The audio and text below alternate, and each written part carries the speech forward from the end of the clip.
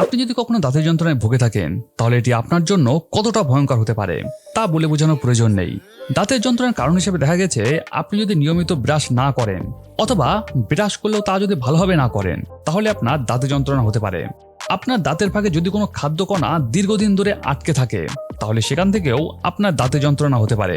আপনি যদি সকল সময় অতিরিক্ত মিষ্টি এবং আঠালো জাতীয় খাবার বা পানীয় পান করে থাকেন তাহলে তার কারণেও আপনার দাঁতে ক্যাভিটি হতে পারে এবং এই ক্যাভিটি ধীরে ধীরে আপনার দাঁতে গর্তের সৃষ্টি করে এবং সেখান থেকেও আপনার দাঁতের যন্ত্রণার সৃষ্টি হতে পারে।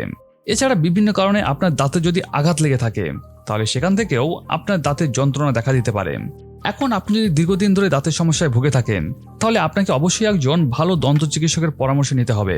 তবে সাময়িক সময়ের জন্য দাঁতের যন্ত্রণা থেকে মুক্তি পেতে আপনি কিছু ঘরোয়া প্রতিকার অবশ্যই ট্রাই করে দেখতে পারেন। চলুন তাহলে জেনে নেওয়া যাক সেই ঘরোয়া উপায়গুলি কি কি। নাম্বার 1, লবণ জল। দাঁতের যন্ত্রণা দূর করার একটি সহজ ও কার্যকরী উপায় হলো মুখে লবণ জল দিয়ে গার্গল বা কুলুকুচি করা। এর জন্য আপনাকে 1 গ্লাস হালকা গরম জলের মধ্যে 1 চামচ মতো লবণ নিয়ে একটি মিশ্রণ তৈরি করতে হবে। এরপর দিনে 2 থেকে 3 বার ওই লবণ জল দিয়ে আপনাকে গার্গল করতে হবে। দেখবেন এতে আপনার ব্যথা অনেকটাই উপশম হবে। নাম্বার 2, রসুন। দাঁতের ব্যথা কমাতে রসুন বেশ কার্যকরী, কারণ রসুনে আছে অ্যান্টিব্যাকটেরিয়াল বৈশিষ্ট্য যা ব্যথা উপশমকারী হিসাবে কাজ করে।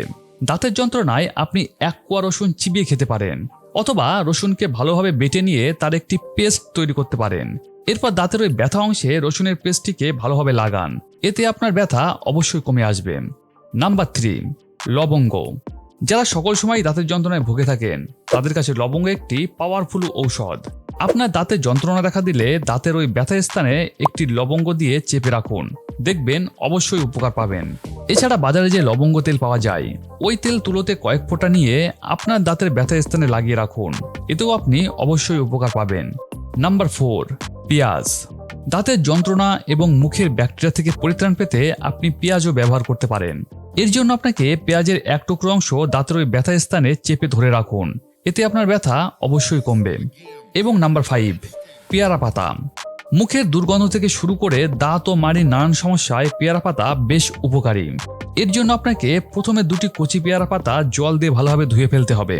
এরপর ওই পেয়ারা পাতাকে ভালোভাবে চিবিয়ে ফেলে দিতে হবে এবং জল দিয়ে মুখ ধুয়ে ফেলতে হবে, এতে আপনার দাঁতের সমস্যা অনেকটাই দূর হয়ে যাবে।